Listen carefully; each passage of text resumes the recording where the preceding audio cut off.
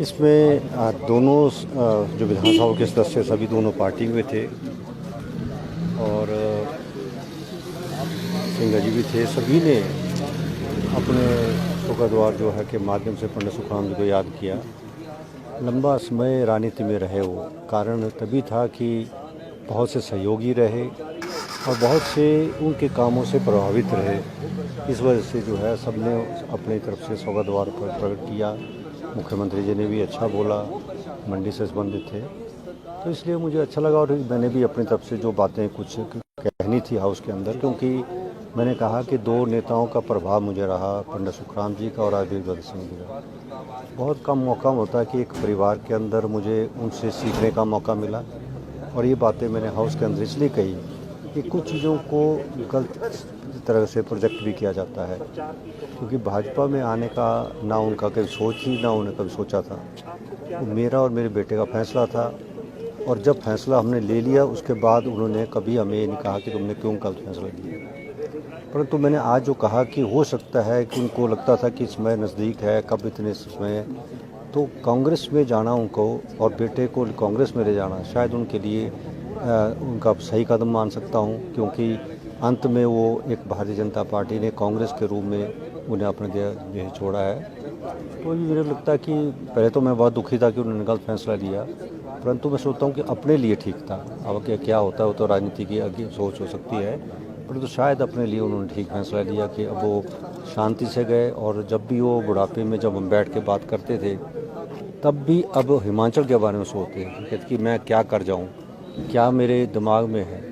और जो मैंने अंदर बात की कि पावर प्रोजेक्ट जब कहा है, ऐसी बड़ी बात जो आज हमारे पावर पॉलिसी में डाल दिया गया, वो क्या ध्यान किसी को नहीं था। एक बुजुर्ग नेता को वो ध्यान कहाँ से आया और मुझसे जब उन्होंने कहा कि बेटा मैं ऐसा सोचता हूँ, तो मैंने अपने विभाग से बात की और आज उसको पावर प्रोजेक्ट में शामिल किया गया। तो ये चीज़ें एक नेता के, वो साइंटिस्ट नहीं थे, कोई ऐसी बात नहीं, लोगों से चर्चा करते थे जो मैंने कहा और उस पर विश्लेषण के बाद वो नया रास्ता ढूंढते थे। और मैंने कहा आज भी अंदर हाउस के अंदर कहा कि हमने लोगों को मछली मुंह में डालना सिखा दिया। मछली कैसे पकड़ी जाती है, कैसे रोज़गार पैदा की जाती है, सरकारों की इस तरफ सोचना चाहिए।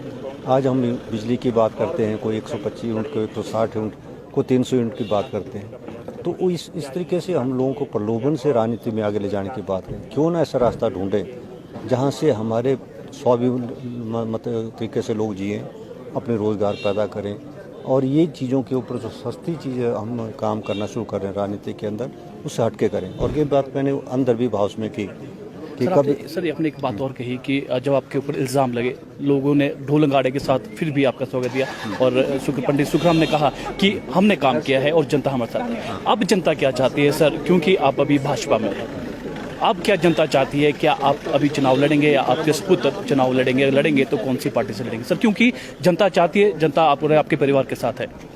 देखिए, मैंने कहा कि वो फैसला मैंने और बेटे ने लिया था भाजपा में जाने का, और अब फैसला मैं लोगों पे छोड़ रहा हूँ और लोगों से मैं चर्चा कर रहा हूँ, बात कर रहा हूँ। जहाँ लोगों को लगता है कि जिस तरीके से आगे चलना है तो लोगों का फैसला होगा। और लोग भी, मैंने बहुत तक लोगों से बात की है, तो लोग ये कहते हैं कि हमने हमेशा आपके फैसले के ऊपर चले हैं।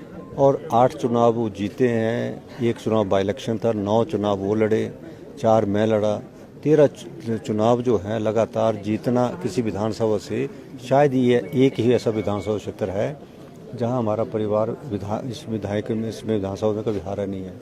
आज भी विश्वास है लोगों को, आज भी लोग ये कहते हैं कि आप जो फैसले लेंगे वो सही लेंगे और सही फैसले के ऊपर लोग चलने को तैयार हैं। और मुझे विश्वास है कि लोगों से चर्चा करने के बाद ही उचित फैसला लूँगा। तो सर आप खुद मैदान उतरेंगे या आपके सुपुत्र, और क्या कांग्रेस का ही सर साथ? क्योंकि आपने कहा कि लोग, अगर लोगों से फीडबैक आपकी क्या आ रही है कि वो क्या चाह रहे हैं लोग, भाजपा या कांग्रेस? नहीं, अभी मैंने कोई ऐसा फैसला नहीं, क्योंकि अभी मैंने कांग्रेस हाईकमांड से या भारतीय जनता पार्टी हाईकमांड से मिलूँगा। क्योंकि राजनीति के अंदर जब हम कोई कदम उठाते हैं तो सोच समझ के होता है और बातचीत से कोई रास्ता निकलता है। तो मैं अभी, मेरे को मौका नहीं मिला, हो सकता है मैं दोनों शीर्ष नेताओं से मिलूं और बात करूं और उससे बाद मैं अपनी जनता के बीच में जाऊंगा कि मुझे ये आश्वासन है, आगे के लिए रास्ता है, तो शायद उसके बाद ही कोई हम दिशा और दशा तय करेंगे। चलिए चलिए, एक आखिरी सवाल ये आपसे जानना चाहेंगे कि चुनाव अब जब होंगे तो क्या आप चुनाव में उतरेंगे या आपके सपुत्र, बस चाहे वो पार्टी कोई भी हो?